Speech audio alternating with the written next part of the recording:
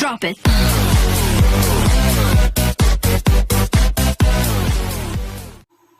Bismillahirrahmanirrahim. Assalamualaikum warahmatullahi wabarakatuh. Bertemu lagi dengan saya, Misbahul Munir, mahasiswa pendidikan bahasa Arab semester 4 kelas C.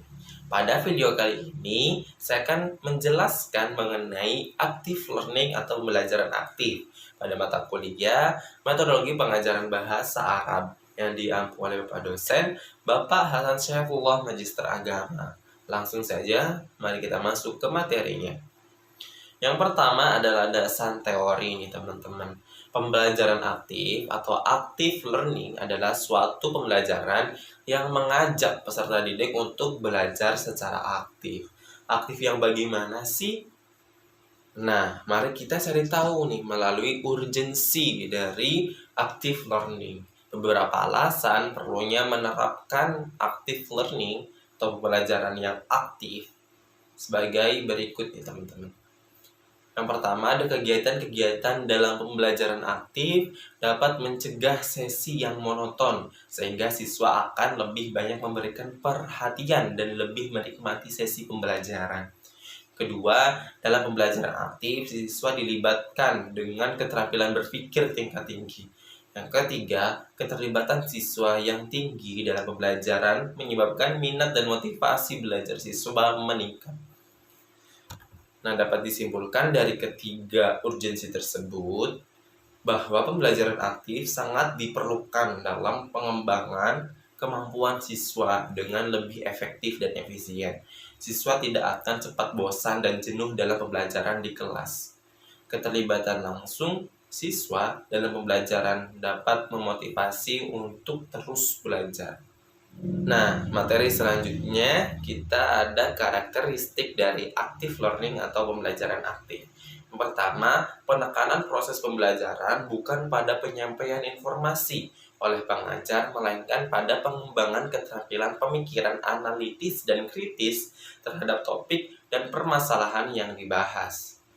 Yang kedua, siswa tidak hanya mendengarkan pembelajaran secara pasif, tetapi mengerjakan suatu yang berkaitan dengan materi pembelajaran. Yang ketiga, penekanan dan eksplorasi nilai-nilai dan sikap-sikap berkenaan dengan materi pembelajaran. Yang keempat, karakteristiknya yaitu siswa lebih banyak dituntut untuk berpikir kritis, menganalisa, dan melakukan evaluasi.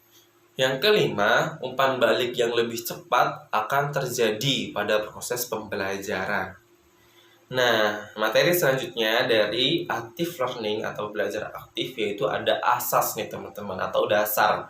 Active learning adalah suatu konsep pembelajaran yang di dalamnya menekankan adanya partisipasi aktif dari peserta didik, di mana siswa dapat memiliki keterlibatan langsung dalam pembelajaran baik secara emosional dan intelektual.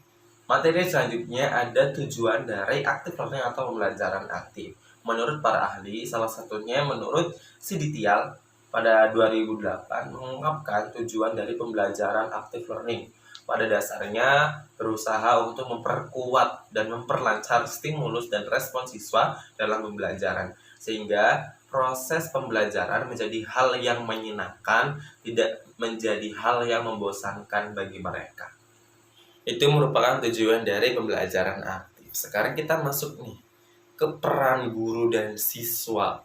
Nah, peran guru dalam active learning tidak dominan menguasai proses pembelajaran, melainkan lebih berperan untuk memberikan kemudahan sebagai fasilitator dengan merangsang peserta didik untuk selalu aktif dalam segi fisik, mental, emosional, sosial, dan sebagainya. Kemudian, peranan siswa pada pembelajaran aktif sebagai partisipan aktif tentunya dalam pembelajaran, membuat keputusan atas apa dan bagaimana mereka belajar, membangun pengetahuan dan keterampilan baru berdasarkan pengetahuan dan keterampilan yang dikuasai, memahami harapan dan didorong untuk menggunakan langkah-langkah penilaian diri.